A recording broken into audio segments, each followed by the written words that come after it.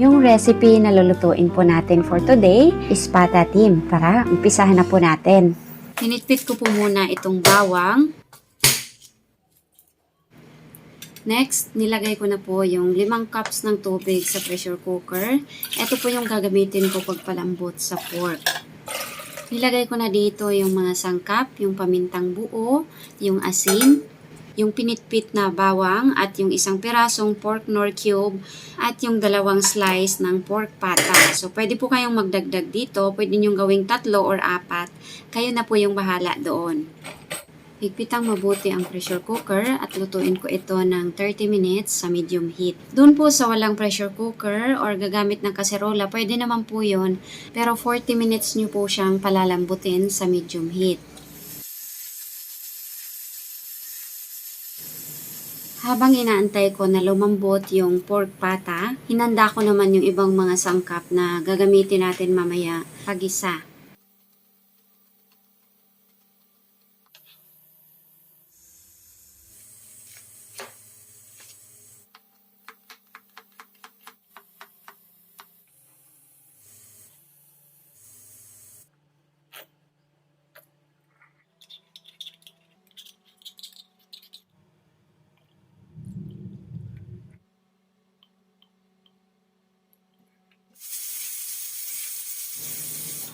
Makalipas po ang 30 minutes, pwede na po ito. Hanguin muna natin siya.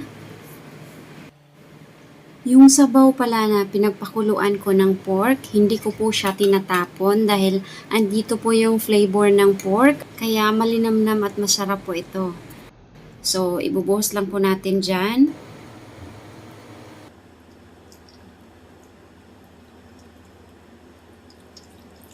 Eto na po yung pork na pinalambot natin. Ayan, as you can see, sobrang lambot na niya at masarap na siyang tingnan.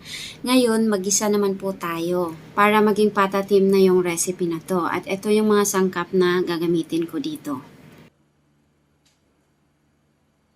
Pinainit ko lang po yung cooking pan. Once na mainit na ang cooking pan, maglagay na po tayo ng cooking oil.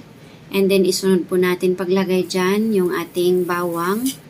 Pag medyo nag-brown na ng konti, isunod na rin natin paglagay yung sibuyas. And gisa-gisa lang po. Halo-halo lang. Isunod na rin natin paglagay yung ketchup.